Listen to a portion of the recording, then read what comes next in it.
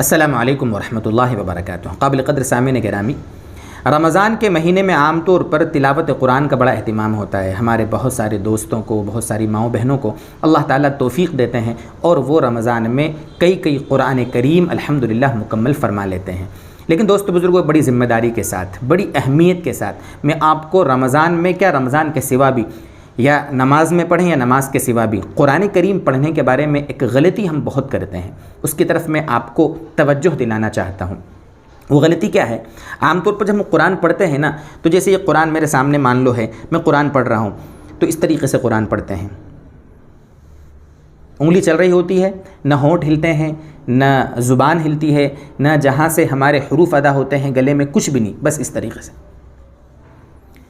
دوست بزرگوں، اس طریقے سے صرف ساری چیزوں کو حرکت دیے بغیر صرف انگلی کو حرکت دینا یا ویسے ہی بس اس طریقے سے، یہ قرآن پڑھنا نہیں پایا گیا۔ اس کو اچھے سے سمجھ لیں، بڑی ذمہ داری کے ساتھ آپ کے سامنے یہ بات نقل کر رہا ہوں۔ آپ فقہ کی جتنی کتابیں ہیں، معتبر کتابیں، اپنے علماء سے بیٹھ کر پوچھیں، اس کو سمجھیں کہ ہماری کتنی بڑی غلط فہمی ہے۔ یہ ہم قرآن پڑھ نہیں رہے ہیں، یہ قرآن ہم دیکھ رہے ہیں۔ قرآن دیکھنے کا بھی ثواب ہے، قرآن چھونے کا ثواب ہے، وہ اپنی جگہ ہے، لیکن دوستو بزرگوں، جو قرآن پڑھنے کا ثواب ہے، قرآن پڑھنے کی جو برکت ہے، قرآن پڑھنے کا جو فائدہ ہے، قرآن پڑھنے پر ایک حرف پر جو 10 نیکی کا ہمارے نبی صلی اللہ علیہ وسلم نے وعدہ فرمایا ہے، دوستو بزرگوں، وہ ہمیں حاصل نہیں ہوگا اگر ہم اس طریقے سے پڑھیں گے تو۔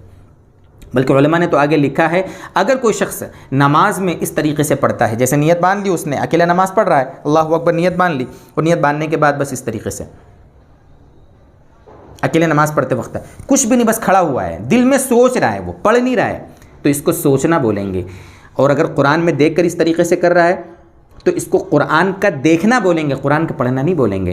نماز میں اس طریقے سے پڑھیں گے، نماز ہی نہیں ہوگی، اور قرآن اس طریقے سے پڑھیں گے تو قرآن پڑھنے کا ہمیں ثواب نہیں ملے گا۔ تو اب سوال یہ ہے کہ پڑھنا کیسے ہے؟ آپ بتا دو، آپ یہ سوچ رہے ہوں گے، تو اس کا طریقہ دوستو بزرگوں یہ ہے کہ اگر آپ ایسی جگہ قرآن پڑھ رہے ہیں کہ آپ کے آس پاس کوئی نہیں ہے، آپ کے آس پاس کوئی سو نہیں رہا ہے، آپ کے آس پاس کوئی نماز نہیں پڑھ رہا ہے، ٹھیک ہے، اگر ایسی جگہ ہے تو آپ کم سے کم اتنی زور سے پڑھیں کہ آپ خود سن سکیں، اس کی برکت آپ کو حاصل ہو۔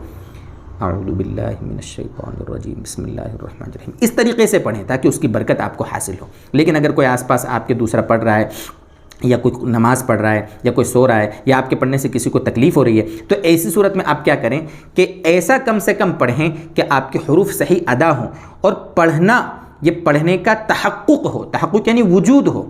جیسے کیسے؟ اس طریقے سے،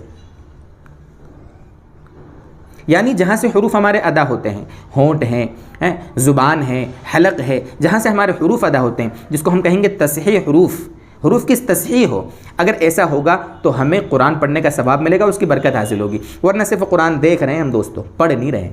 یہ ہماری دوستو بزرگوں بڑی غلط فہمی ہے۔ لیکن دوستو، جب مسئلہ پتہ چل جاوے تب سے ہم نئے سرے سے اپنی زندگی شروع کر دیں، پرانی چیزوں سے توبہ کر لیں، تو اللہ کی ذات سے امید ہے کہ اللہ تبارک و تعالی ہمیں قرآن کریم کی برکتوں سے ہمیں خوب فائدہ پہنچائیں گے۔ اللہ تعالی ہمیں دین کی اسی طریقے سے اور بھی باتیں سمجھائیں، اور سمجھ کر اللہ تعالی ہمیں عمل کرنے کی توفیق عطا فرمائیں۔